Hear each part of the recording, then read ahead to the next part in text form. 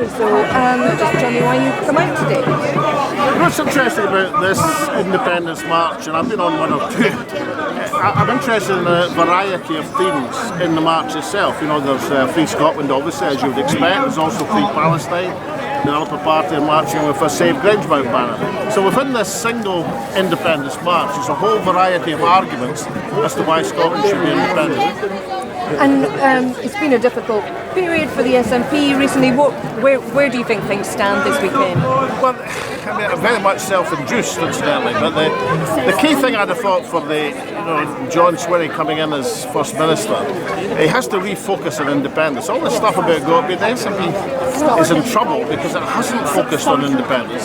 He should drop all the self-identification stuff and defend the rights of women and children in Scotland, and that would free up the time for an independence campaign, and probably focus on the people's priorities of jobs, housing, health, education, above all jobs actually, because that's what's desperately needed at the present moment. Now, if you do these three things, independence is a priority, move away from the identity agenda and focus on the things that matter to the people of Scotland, then it won't go far wrong. And will Alba be supporting him for First Minister if that's what it comes to next week? Well, we'll see what John's got to say. I mean, that's the key thing. I mean, I ran a minority government for some considerable time in the Scots Parliament, and in order to be successful in running a minority government, you've got to treat the other parties with respect. You've got to speak to them, you've got to talk to them, you've got to say, look, we're for your support, we're prepared to do this. And so we'll see what John's got to say, but if he approaches it in a constructive way, then Ash Regan's made it clear she's got a door that's open.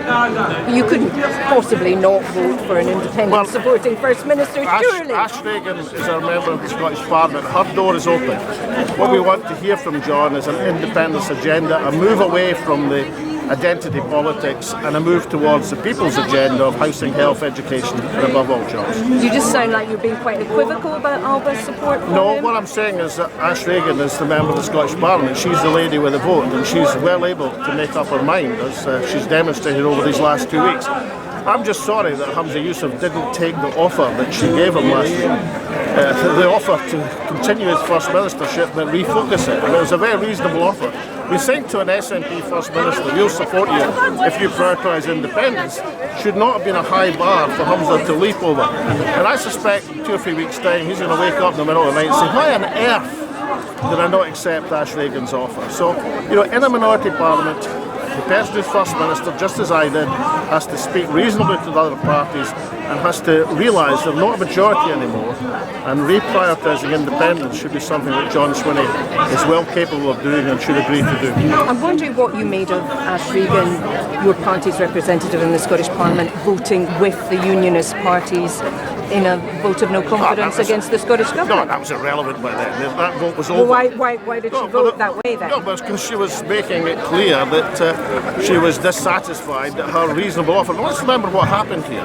The Greens and the Tories conspired to bring down an SNP First Minister. Ash Regan offered to save him. Humza Yousaf sent her an invitation to talks, which then never took place. So when you get a vote that's academic, she's quite entitled to say, look, you cannot treat people like that in a minority parliament situation.